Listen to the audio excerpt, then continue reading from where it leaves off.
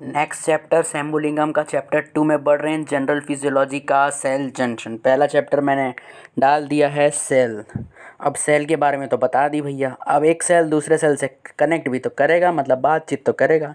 कुछ होंगे बात बिल्कुल नहीं करेंगे, कुछ होंगे बहुत बात करेंगे। बात करने का मतलब है कनेक्शन, सब्सटेंस का ट्रांसपोर्ट होना। कहीं पास हो सकता है कि सेल इतने ज़ोर ज़ोर से वो वाइब्रेट कर रहे होंगे या फिर कॉन्ट्रैक्ट कर रहे होंगे कि उनको बहुत ज़्यादा स्ट्रेन वाला हमको जंक्शन लगाना पड़ेगा कि एकदम कि वो हिल ही ना पाए, एक तरह से इतनी ताकत चाहिए। तो वही पढ़ने वाले हमारा आज का टॉपिक है सेल जंक्शन। तो इसमें क्या है भाई, सेम्बोलिंगम की सबसे बेस्ट बात, इसमें हेडिंग दी रहती है और इसमें सब हेडिंग।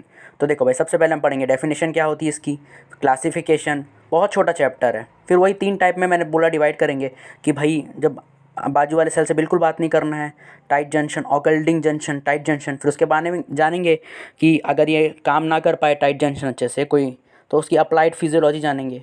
अब भाई बहुत अच्छे से कनेक्ट कर रहा है, बहुत अच्छे से आदान प्रदान कर रहा है सब्सटेंसों का, तो कम्युनिकेटिंग जंक्शन। उसमें भी गैप जंक्शन, केमिकल सिनैप्स।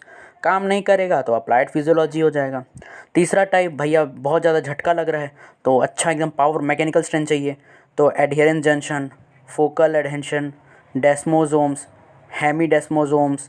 फिर उसकी अप्लाइड फिजियोलॉजी। फिर हम जानेंगे कि इन जो पढ़ा है अभी हमने इतना सारा जंक्शन, उनको जोड़ने के लिए कुछ स्ट्रक्चर चाहिए होते होंगे, तो सेल एडिशन मॉलिक्यूल्स कहते हैं उसको, CAM।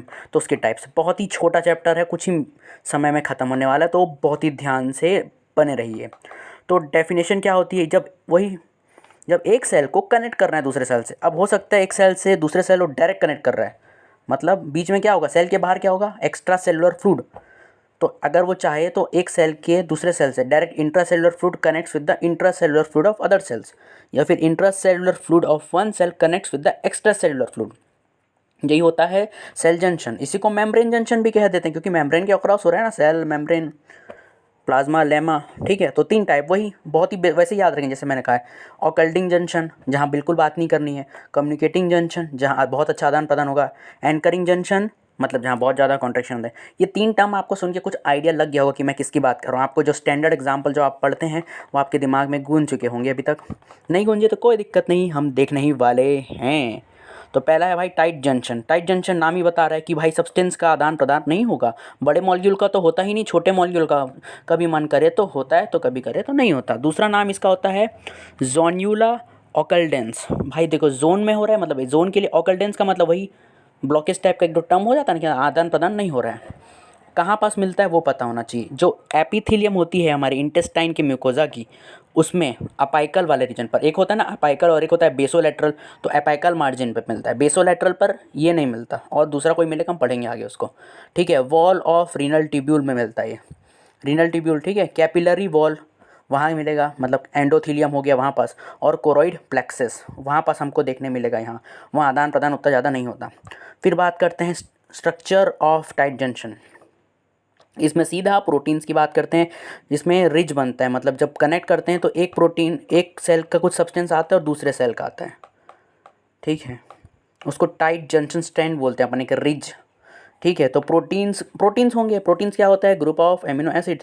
तो देखते हैं भाई कौन से हैं, तो टाइट जंक्शन मेम्ब्रेन प्रोटीन्स कहते हैं, या फिर उसको इंटीग्रल मेम्ब्रेन प्रोटीन्स। उसका एग्जांपल भाई ऑकल्डिंग जंक्शन है, तो नाम ही वहीं से निकल रहा है, ऑकल्डिंग। दूसरा याद रख लो क्लॉडिन, और तीसरा JAM, JAM, junctional adhesion molecules. ठीक है, जंक्शनल एडिशन मॉलिक्यूल्स हो गया। ठीक है, फिर उसके बाद स्कैफोल्ड करके होता है एक और मॉलिक्यूल, स्कैफोल्ड प्रोटीन्स या peripheral membrane protein, cytoplasmic plaque proteins.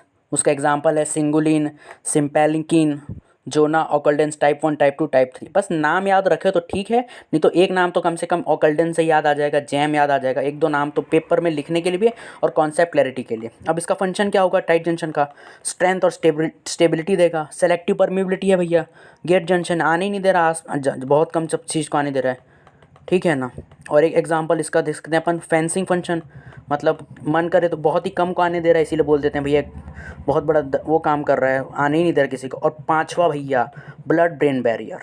अब ब्लड ब्रेन बैरियर आप सब पढ़े ही हैं, हमारे ब्रेन में होता है कि जब देखो उसमें क्या होता है, जो टाइट जंक्शन होता है जो ब्रेन कैपिलरीज में जो ब्लड, इसी को कहते हैं ब्लड ब्रेन बैरियर, जो सारे मॉलिक्यूल्स का आदान प्रदान नहीं होने देता कैपिलरी ब्लड और ब्रेन के टिश्यू में। अब देखो भाई, जो बच्चों में होता है ना, वो ब्लड ब्रेन बैरियर का साइज़ बड़ा होता है, मतलब जो गैप होते हैं ना, तो उसमें क्या होता है, क्या बोलते हैं, आपका बहुत सारे सब्सटेंस जा पाते हैं, लेकिन जैसे बड़े होते हैं वो पोर छोटा हो जाता है। तो देखिए, जब दवाई का नाम बता रहा हूँ दो ठो, एक होता है एरिथ्रोमाइसिन और दूसरा होता है सल्फा ड्रग। ये दिए जाते हैं जब ब्लड ब्रेन बैरियर जब होता है ना, वो क्रॉस कर सकते हैं इसको, लेकिन बाकी नहीं कर पाते। और याद रखिए, जो बच्चों में होता है ना, जो कर्नी इक्टरस टर्म पढ़े हो ना, जॉन्डिस हो जाता है बच्चों को उसमें, तो कर्नी इक्टरस में वो क्रॉस कर जाता है बाइल पिगमेंट्स, तो वहाँ जॉन्डिस हो जाता है। अब अप्लाइड फिजियोलॉजी, भाई प्रोटीन की दिक्कत हो जाए तो बहुत सारी बीमारियाँ होती हैं, इसमें डायरेक्ट डायरेक्ट नाम लिखें, याद हो तो ठीक है, नहीं तो कोई दिक्कत नहीं है भाई। हेरिडिटरी डेफनेस, ठीक है, एक ये हो गया, एक ये याद रखो साइनोवियल सार्कोमा हो गया, ये दो याद रख लो कम से कम।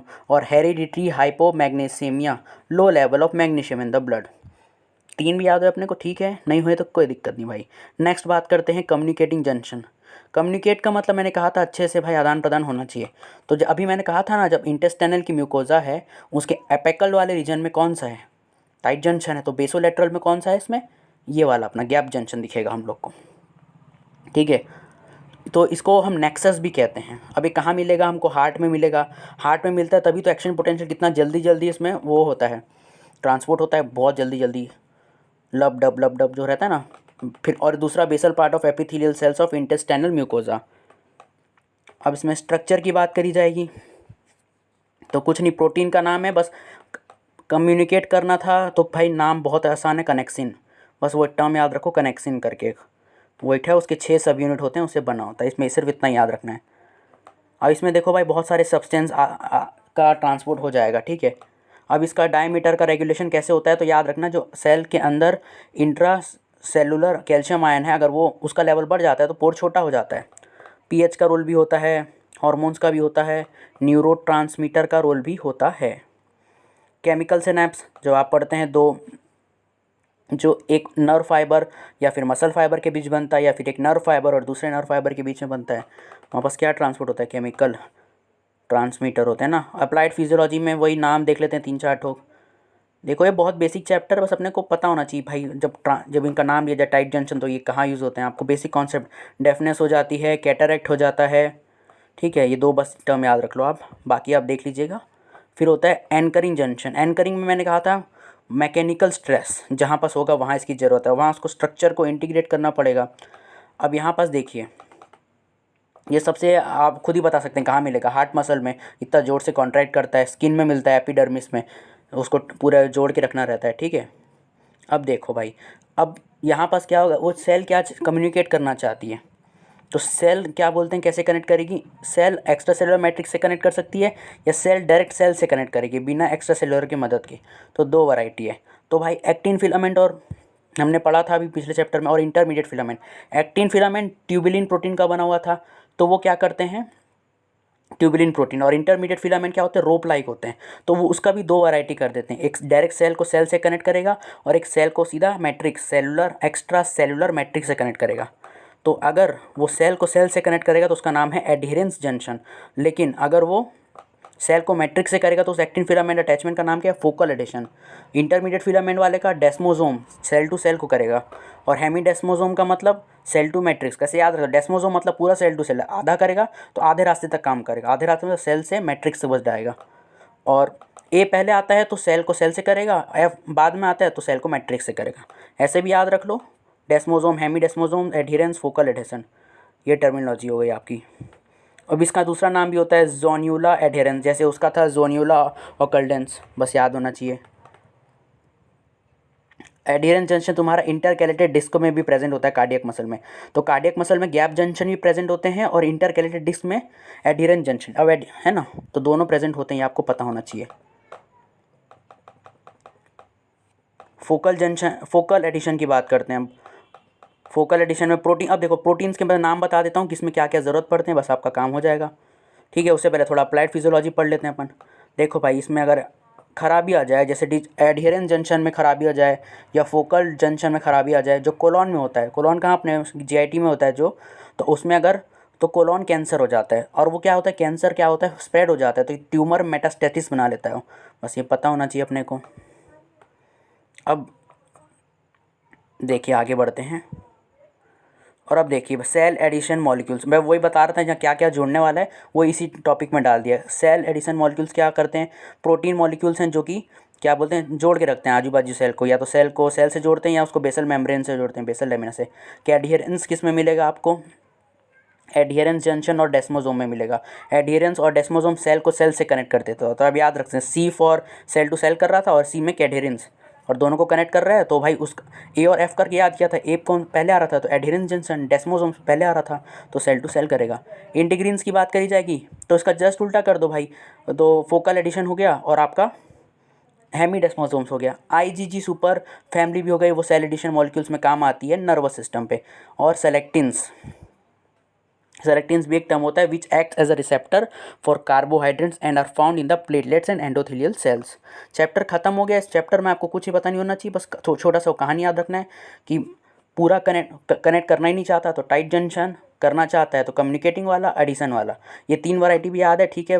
जो उसकी अप्लाइड फिजियोलॉजी एक दो टर्म याद हुआ तो ठीक है, लेकिन आपको बेसिक कॉन्सेप्ट बस पता होना चाहिए, कहाँ क्या लेने, ब्लड ब्रेन बैरियर हो गया वो पता होना चाहिए, गैप जंक्शन कहाँ प्रेजेंट होता है, और इंटेस्टाइन के उसमें बेसोलेटरल में होता है, अपाइकल में कौन सा होता है, अपाइकल में जैसे टाइट जंक्शन होता है, वो छोटा छोटा टर्म बस पता होना चाहिए। बहुत छोटा चैप्टर है ये, चैप्टर ख़त्म हुआ। वीडियो देखने के लिए धन्यवाद, नेक्स्ट चैप्टर में मिलते हैं।